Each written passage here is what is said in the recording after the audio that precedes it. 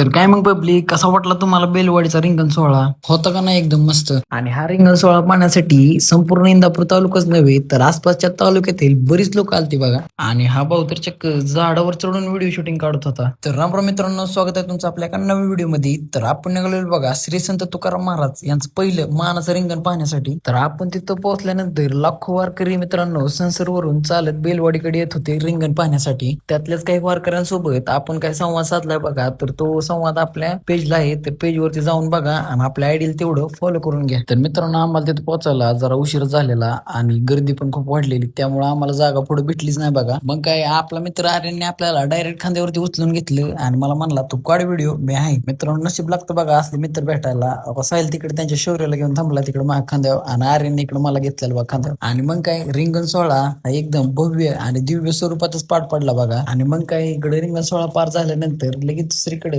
फुगड्यांची अशी कॉम्पिटिशनच लागलेली बघा. ह्या दोन माऊल्यांनी तर डोक्यावरती क्लोज ठेवून अशा का फुगडी केली की सगळ्यांच्या मनातच भरली बघा. आणि त्यांची कुठं होत नाही तर ह्या साहेबांनी पण या मॅडम सोबत एकदम मस्त फुगडी केली बघा. आणि त्यांची कुठं फुगडी संपत नाही तर आपल्या महाराष्ट्र राज्याचे कृषी मंत्री व तसेच इंदापूर तालुक्याचे आमदार म्हणजेच आपले दत्तात्रय मामा भरणे यांनी देखील तिथं फुगडीचा एकदम चांगलाच कार्यक्रम केला बघा. आणि त्यांच्या बरोबर हर्षवर्धन पाटील साहेब पण होते बघा.